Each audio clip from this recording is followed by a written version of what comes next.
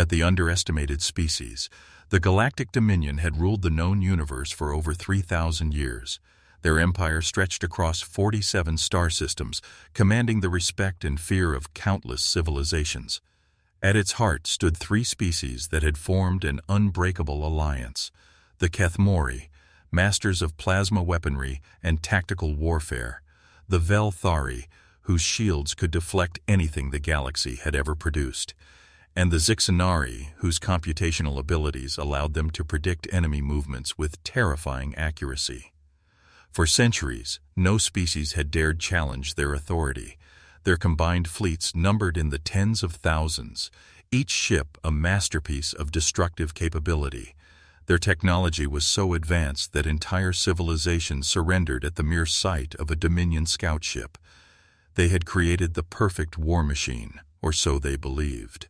Overlord Kethron stood on the bridge of his flagship, the Eternal Dominance, gazing out at the stars that belonged to his empire. His scales shimmered with the deep purple that marked him as nobility among his kind. Behind him, holographic displays showed the positions of thousands of ships under his command. He had never lost a battle, never even faced a serious challenge. War for him had become routine, almost boring. That was about to change in ways he could never imagine. The first sign of trouble came from a distant monitoring station in the Outer Rim territories. A small craft had been detected moving through restricted space, completely ignoring the warning beacons that surrounded the area. The ship was primitive by Dominion standards, barely registering on their advanced sensors. Its hull was made of simple metal alloys. Its engines produced basic chemical thrust, and its weapons appeared to be projectile-based. Primitive didn't even begin to describe it. "Another Eski, Avenger species trying their luck," muttered Commander Velthos, the Velthari officer responsible for Outer Rim security. "Should we eliminate them as usual?" Kethron's attention was caught by something unusual in the readings. "Wait, have we encountered this design before?" The ship's computers worked through their vast databases, comparing the craft's signature to known species. After several moments, a result appeared that made the bridge crew exchange puzzled looks. The vessel belonged to a species called humans, inhabitants of a small planet called Earth in an unremarkable system at the very edge of explored space. "Humans?" Kethron's voice carried a note of curiosity. "I don't recall this species being granted passage rights." "They haven't, Overlord," replied Velthos, consulting his records. "In fact, our surveys indicated they've only recently achieved basic spaceflight. Their technology is thousands of years behind ours. They shouldn't even be capable of reaching our borders." Kethran found himself intrigued, despite the apparent insignificance of these humans. Their ship was indeed primitive, but something about its construction suggested a resourcefulness that was uncommon among the galaxy's lesser species. Where most civilizations built with the finest materials available, these humans seemed to have created their vessel from whatever they could find. Yet somehow, it worked. "Bring them aboard," he commanded. "I want to see what manner of creatures would dare enter our space in such a humble craft." The human ship was tractored into the Eternal Dominance's massive hangar bay. Compared to the sleek, energy-efficient vessels of the Dominion, it looked like a piece of scrap metal held together by determination and hope. The hull showed signs of impacts from micrometeorites, the kind of damage that better-designed ships would never sustain. Paint had been applied and reapplied in different colors, creating a patchwork appearance that spoke of constant repairs and modifications. The human ship was tractored into the Eternal Dominance's massive hangar bay. Compared to the sleek, energy-efficient vessels of the Dominion, it looked like a piece of scrap metal held together by determination and hope. The hull showed signs of impacts from micrometeorites, the kind of damage that better-designed ships would never sustain. Paint had been applied and reapplied in different colors, creating a patchwork appearance that spoke of constant repairs and modifications. Three figures emerged from the craft, and Kethron found himself studying them with growing fascination. Humans were smaller than most spacefaring species, with soft skin instead of scales, chitin, or natural armor. They looked fragile, vulnerable, completely unsuited for the harsh realities of space travel. Yet, they had somehow traveled hundreds of light-years to reach Dominion space. The lead human stepped forward, removing something from her head that appeared to serve as protection during space travel. She had long brown hair and eyes that held an intelligence Kethron didn't expect from such a primitive species. When she spoke, her voice was calm and measured, despite being surrounded by beings who could easily destroy her. "I am Admiral Elena Vasquez of the Earth Space Navy," she said, looking directly at Kethron without any sign of fear. "We were conducting a mapping mission when our navigation systems malfunctioned. We apologize for any intrusion into your territory." Kethron found himself amused by the human's composure. Most species cowered when brought aboard a Dominion vessel. "Earth Space Navy? How pretentious for such a small species. Tell me, Admiral, how many ships comprise this navy of yours?" Elena's expression didn't change. "Currently, we have 12 operational vessels, Overlord, all constructed in the last 5 years since we achieved faster-than-light travel," the Bishop. Ridge erupted in laughter. 12 ships? The Dominion had scout fleets larger than the entire human space force. Kethron himself controlled more firepower in this single vessel than the humans possessed in their entire civilization. 12 ships, he repeated, his voice dripping with amusement. "And you call yourselves a navy? How quaint." Elena's companions remained silent, but Kethron noticed they were observing everything around them with intense curiosity. Their eyes moved constantly, studying the alien technology, the ship's layout, the behavior of the crew. They weren't cowering in fear. They were learning. "Your technology is fascinating," said one of them, a man who appeared older than the others.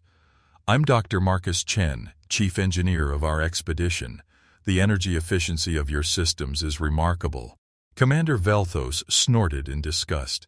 Primitives attempting to understand superior technology. How amusing. But Dr. Chen continued, apparently unfazed by the insult. "The way you've integrated plasma containment with gravitational field manipulation. We've theorized about such possibilities but never seen them implemented. The mathematics alone must be incredibly complex." Catherine found himself slightly unsettled by the human's ability to understand even the basics of Dominion technology. Most species required decades of study to comprehend even their simplest systems. Yet this primitive engineer was making observations that suggested a level of comprehension that shouldn't be possible. "You understand nothing," Velthos declared. "Your minds are too limited to grasp the sophistication of our designs." Elena stepped forward again. "Perhaps, but we're quick learners, and we adapt to whatever challenges we face. It's served us well so far." "Adaptation," Catherine mused. "An interesting choice of words. Tell me, Admiral, what challenges have you faced that required such adaptation?"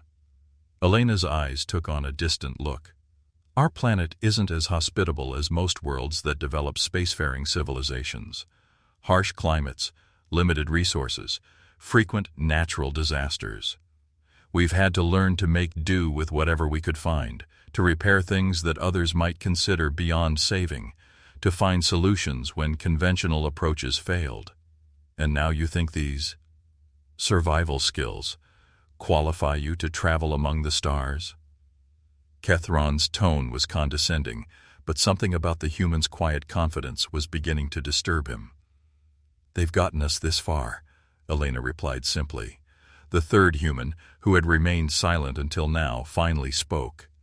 "Ambassador Zixatal of the Dominion Council, I presume," she said, addressing the insectoid figure who had been observing the exchange with multifaceted eyes. Zixatal clicked his mandibles in surprise. Few species could identify individual members of the Council on sight. "You are correct, human. I am indeed Ambassador Zixatal. How did you recognize me?" "We study those we might encounter," the woman replied. "I'm Captain Sarah Morrison, our diplomatic officer. We believe in being prepared." "Prepared," Zixatal repeated, his voice carrying a note of calculation. "Interesting. And what, precisely, were you prepared for when you entered our space?" Sarah's expression remained neutral. Whatever we might find, we hoped for peaceful contact, but we understand that not all species share our desire for diplomatic solutions. Kethran felt a chill run through him at the implications of that statement. These humans had entered to Ed Dominion space, knowing they might face hostile contact, yet they had come anyway with only a single small ship. Either they were incredibly foolish, or they possessed some capability he wasn't seeing. "You speak of diplomatic solutions," he said carefully, "yet you travel through restricted space without permission, in vessels that could be considered primitive weapons. How are we to interpret your intentions?" Elena met his gaze steadily. "As peaceful but determined. We're explorers, Overlord, not conquerors, but we won't be turned away from our goals by threats or displays of superior force." The bridge fell silent at her words. No one spoke to the Dominion leadership in such a manner. Species far more advanced than these humans had submitted without question when faced with even a fraction of the firepower surrounding them now. Kethran felt his temper beginning to rise. "You dare to defy the Dominion? With 12 primitive ships?" "We don't seek defiance," Elena said calmly, "but neither will we submit to anyone simply because they possess superior technology. We've learned that sometimes the strongest species aren't the ones with the biggest weapons." Dr. Chen stepped forward again. "If I may, Overlord, we've observed that many advanced civilizations eventually stagnate. They become so reliant on their technology that they forget the innovative thinking that created it in the first place. Sometimes a fresh perspective can reveal possibilities that experience overlooks." Velthos snarled at the implied insult to Dominion capabilities. "You suggest that your primitive minds could improve upon our perfection?" "Not improve," Dr. Chen replied thoughtfully. "Perhaps approach differently. You've achieved remarkable things through the application of vast resources and advanced materials. We've had to achieve similar results through innovation and improvisation. Different paths to similar destinations." Kethran found himself genuinely unsettled now. These humans weren't behaving like any species he had encountered before. They showed proper respect for Dominion power, but they weren't intimidated by it. They acknowledged their technological inferiority, but they didn't seem to consider it decisive. Most disturbing of all, they appeared to have some plan or capability they weren't revealing. "You speak boldly for representatives of such a minor species," he said finally. "Perhaps it's time you understood the true scope of Dominion power." He gestured to the holographic displays that showed the positions of his fleet. Thousands of ships appeared in the projection, each one more powerful than anything these humans could possibly possess. The display zoomed out to show similar fleets throughout Dominion space, revealing a military force so vast that it dwarfed most species' entire populations. "This is merely a fraction of our strength," Kethran continued. "We have ended civilizations far more advanced than yours without significant effort. Your 12 ships would be destroyed before they could even target our vessels." Elena studied the display with the same calm intensity she had shown throughout the encounter. "Impressive," she admitted. "Your organizational capabilities alone are remarkable. The logistics of coordinating such a force across multiple star systems must be incredibly complex." Zixtal clicked his mandibles in what might have been amusement. "Indeed. Most species surrender when they realize the futility of resistance against such overwhelming force." "Most species," Elena repeated thoughtfully. "But not all?" The question caught Kethran off guard.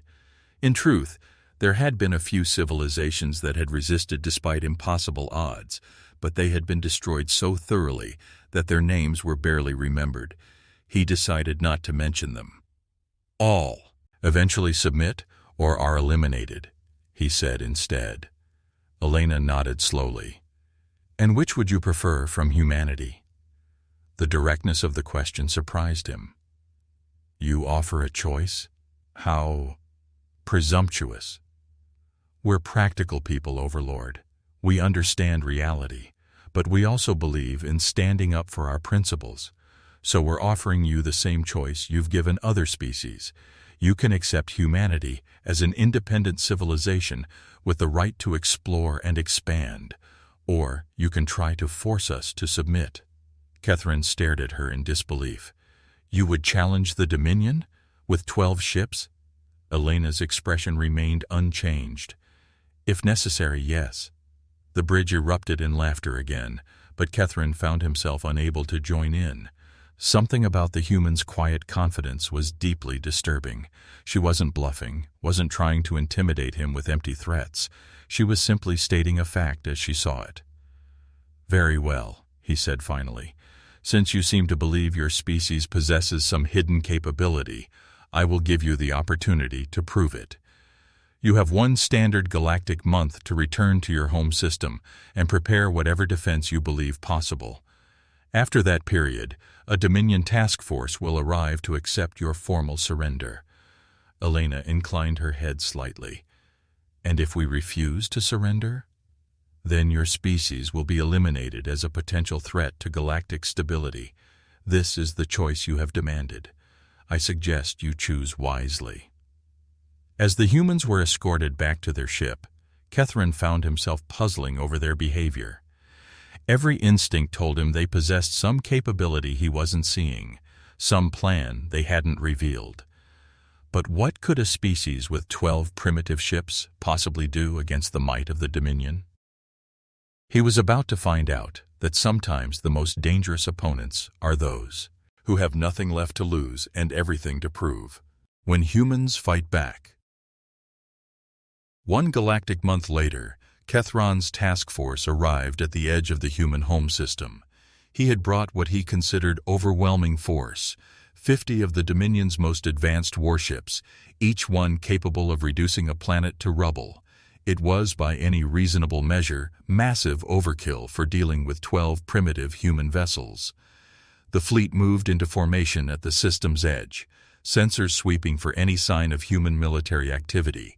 What they found was puzzling. Instead of the expected concentration of ships around Earth, human vessels were scattered throughout the system.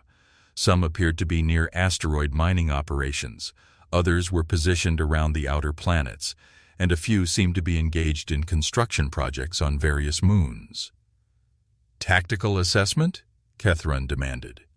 Commander Velthos studied the sensor readings with growing confusion. "It's unusual, Overlord. Their ships aren't in any recognizable military formation. They appear to be going about normal civilian operations. Perhaps they've decided to surrender without resistance," suggested Zixtal. "Many species choose to submit rather than face certain destruction." But Kethron's instincts told him something different was happening. The humans had been too confident during their first encounter to simply give up without a fight. There was something here he wasn't seeing. "Open a communication channel to their fleet," he ordered. The main display activated, showing the bridge of what appeared to be the same primitive human ship they had encountered before. Admiral Elena Vasquez appeared, looking as calm as ever despite facing a force that could annihilate her entire species. "Admiral," Kethron began formally, "you have had 1 month to consider our terms. Will humanity submit to Dominion authority, or must we proceed with more decisive action?" Elena's expression didn't change. "We've given your offer careful consideration, Overlord. I'm afraid we must respectfully decline." A murmur of disbelief ran through the Dominion bridge crew. Even facing impossible odds, these humans were maintaining their defiance. "Very well," Kethron replied coldly. "Then you have chosen extinction.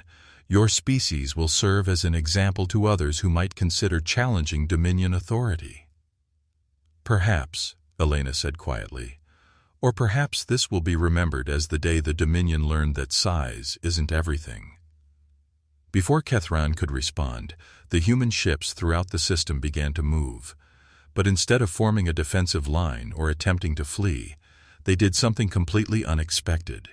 They scattered further apart, each vessel heading in a different direction at maximum speed. "They're running," Velthos announced with satisfaction. "Cowards! They speak boldly but flee when faced with real conflict." But Catherine wasn't so sure. The human movements seemed too coordinated to be panic, too purposeful to be mere flight. "Track all vessels. I want to know where they're going."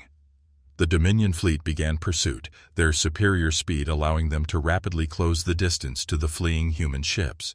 Within minutes, the first engagement began as a Dominion cruiser intercepted one of the smaller human vessels near an asteroid field.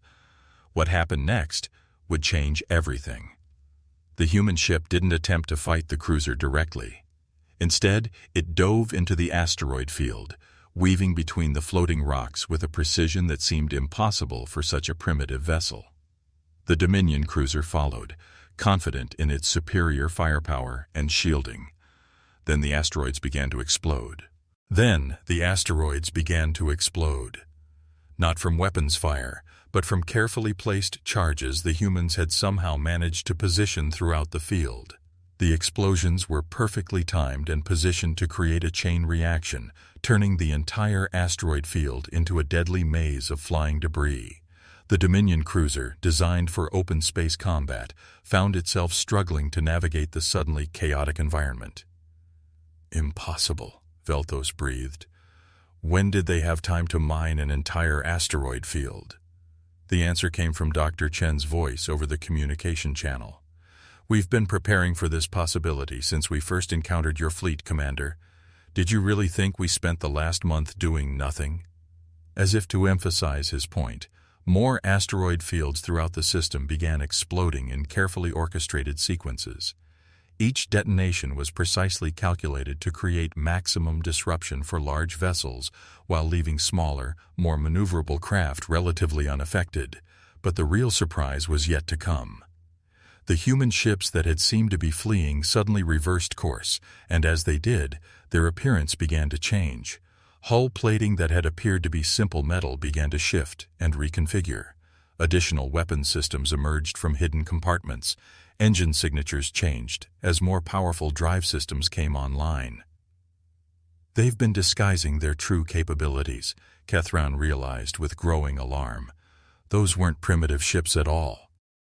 Elena's voice came over the communication channel, and for the first time, Kethran heard a note of satisfaction in her tone. "You're partially correct, Overlord. Our ships were built with whatever materials we could find, just as I told you. But we've learned to make the most of whatever we have to work with." The human vessels began their attack, and Kethra quickly understood why they had seemed so confident. They weren't fighting like any species the Dominion had encountered before. Instead of trying to match superior technology with superior technology, they were using tactics no one had prepared for.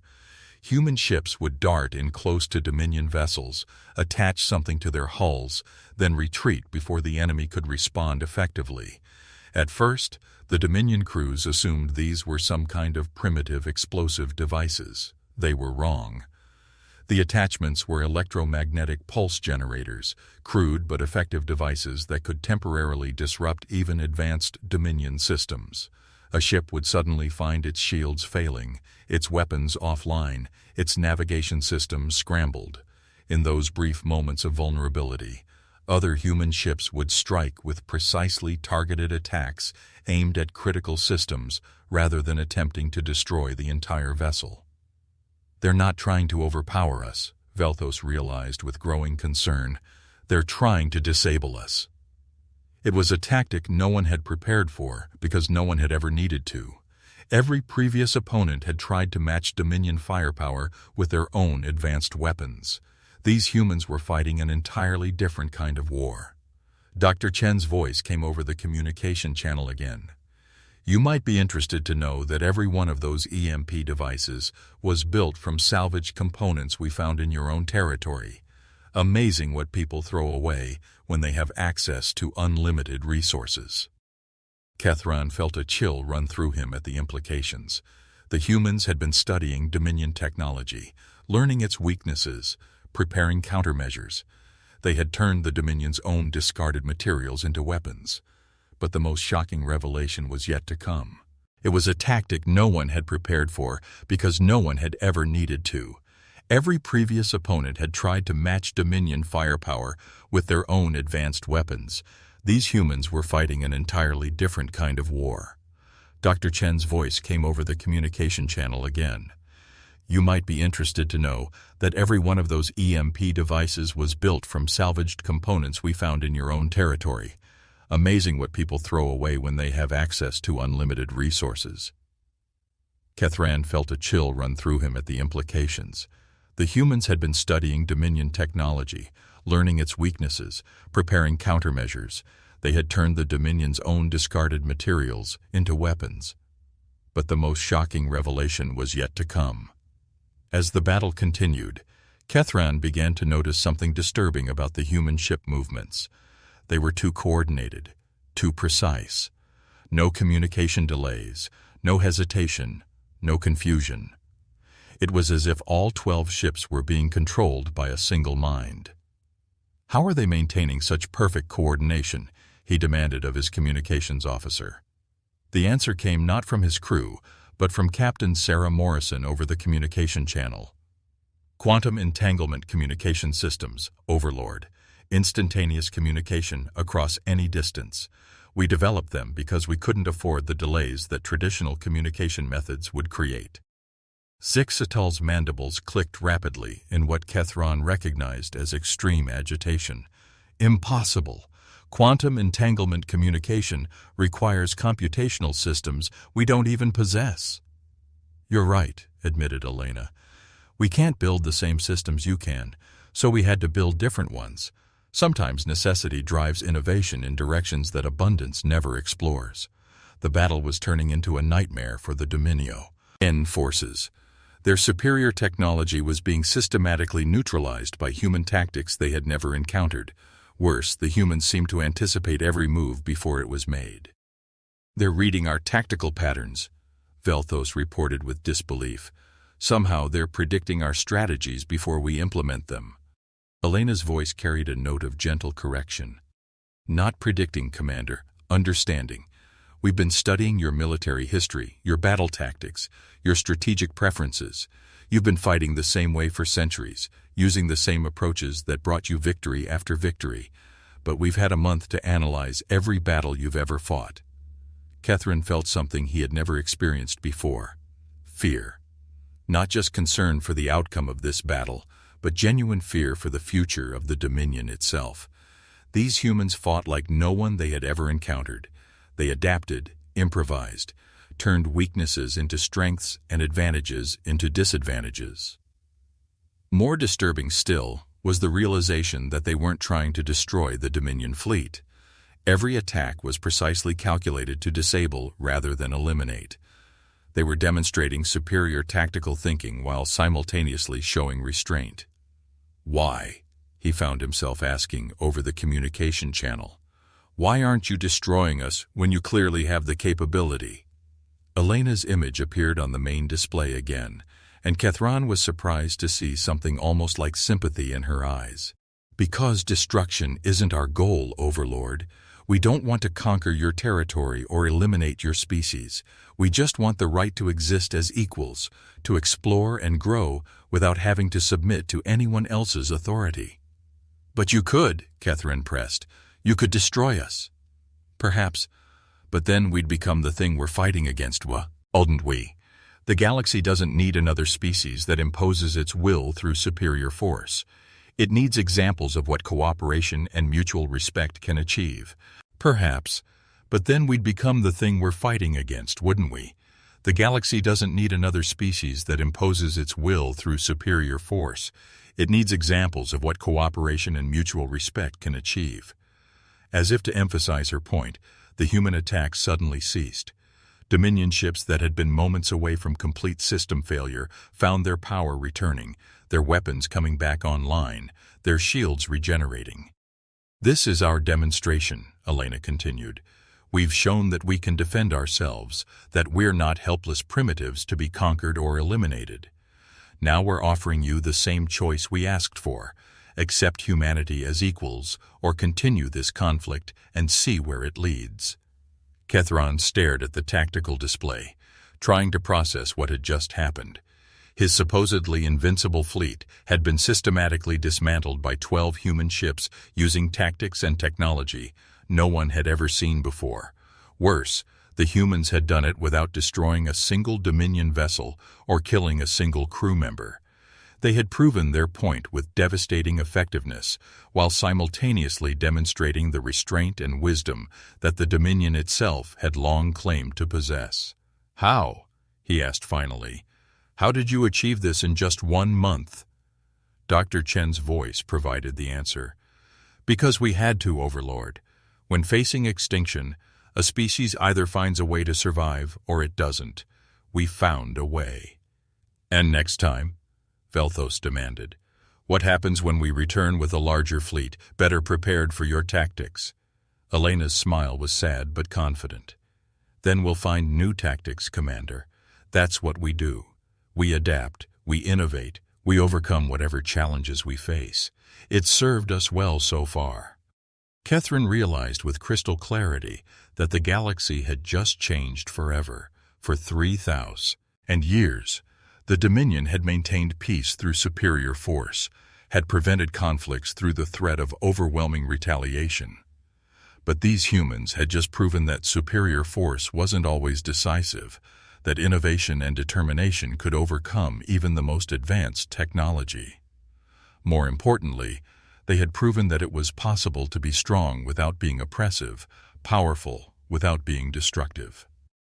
Ambassador Zixtal spoke for the first time since the battle began, his voice carrying a note of genuine respect. "What do you propose, Admiral Vasquez?" Elena's expression became businesslike again. "A treaty recognizing humanity's right to exist as an independent civilization. Trade agreements that benefit both our species. Mutual defense agreements against common threats.